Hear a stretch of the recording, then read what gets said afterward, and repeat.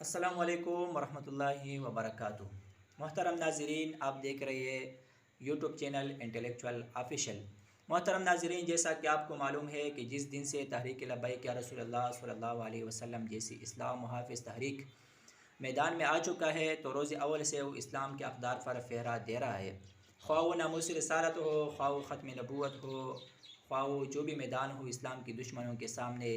واحد یہی تحریک ڈٹ کر کھڑی ہے۔ حالیہ دنوں میں جو ٹرانسجنڈر بل کا مسئلہ چل رہا ہے، اس پر تمام مذہبی پارٹیوں نے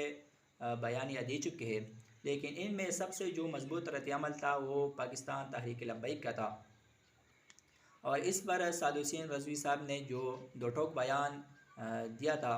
کہ اس بل کو واپس لو ورنہ ہم فیضآباد آ رہے ہیں۔ اس کے نتیجے میں گزشتہ سینٹ کی جو سیشن ہوا تھا،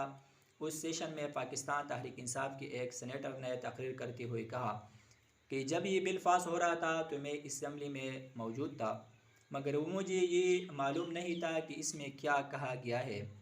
کیا متنازعہ چیزیں ہیں۔ میں نے اس بل کی حمایت کی تھی، اس پر میں معافی مانگتا ہوں اور حکومت سے مطالبہ کرتا ہوں کہ اس بل کو واپس لیا جائے۔ اعظم نذیر جو حکومتی سینیٹر ہے پاکستان تحریک انصاف کا، انہوں نے مزید کہا کہ اس بل میں ایسی شقیں ہیں جس پر سب کو اعتراض ہے، سب لوگ اپنی آواز کو بلند کر رہے ہیں، تو اس لیے حکومت اس بل کو دوبارہ مذکورہ کمیٹی کو حوالے کر رہی ہے، اور اس کے علاوہ جو وفاق شرعی عدالت ہے ہمیں جو گائیڈ لائن دے رہی ہے، ہم اس پر عمل کر کے اس کو دوبارہ سینٹ میں پیش کریں گے۔ محترم ناظرین، تمام مذہبی دباؤ اور خصوصاً تحریک لبیک اور علامہ سعد حسین رضوی صاحب کی دھمکی کام کر گئی، اور حکومت نے اس بل کو واپس لینے میں رضامندی ظاہر کی ہے۔ یہ تحریک لبیک پاکستان کی ایک بڑی کامیابی ہے، اور اس سے یہ بات بھی ثابت ہو سکتی ہے کہ جب بھی کوئی بل متنازعہ پیش کیا جاتا ہے تو سب سے بلند آواز واحد تحریک لبیک یا رسول اللہ پاکستان دے رہی ہے۔ اپنی